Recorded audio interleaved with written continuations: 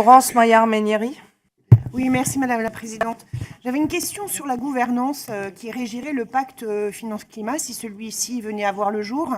Vous indiquez que ce pacte prendrait la forme d'un traité international classique, ce qui suppose une gestion multilatérale de la part des États signataires.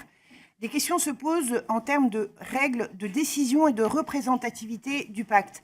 La première, c'est au niveau des règles de décision. Il s'agirait d'adopter rapidement des mesures fortes en termes de transition énergétique, tout en garantissant le consensus le plus large possible autour des décisions prises et en évitant le blocage des parties les plus réfractaires à s'engager. Quelles règles de décision vous semblent les plus appropriées pour atteindre ces objectifs? Et ma deuxième question, au niveau de la représentativité, ne serait-il pas envisageable d'inclure à la gouvernance du pacte, aux côtés des États, des acteurs non étatiques tels que la société civile, les ONG ou les associations de protection de l'environnement? Je vous remercie. Sur la question de la gouvernance, on ne prétend pas avoir tout réfléchi, mais on pense que les assemblées, principe de subsidiarité, donc on déclenche des financements au niveau européen. Il faut un traité pour qu'il y ait une permanence, parce que les acteurs locaux n'en peuvent plus des règles du jeu tous les 6 mois.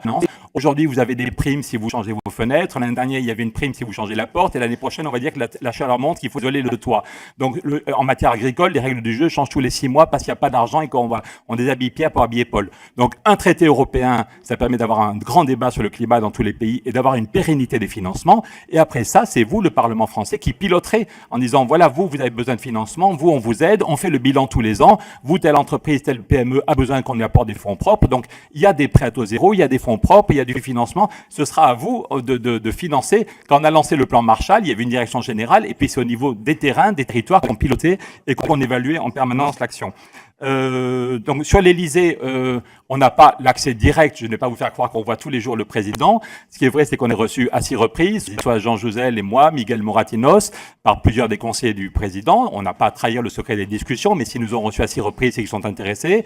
Et Emmanuel Macron a dit, il y a 2 de ses ministres récemment qu'il allait nous recevoir en direct pour mieux connaître. Il y a 2 ministres qui ont proposé au président de nous recevoir vite pour qu'il puisse se faire une opinion. Mais a priori, le dialogue avec les conseillers nous fait penser qu'il n'y a aucun blocage sur le concret. La question est de savoir qui le porte au niveau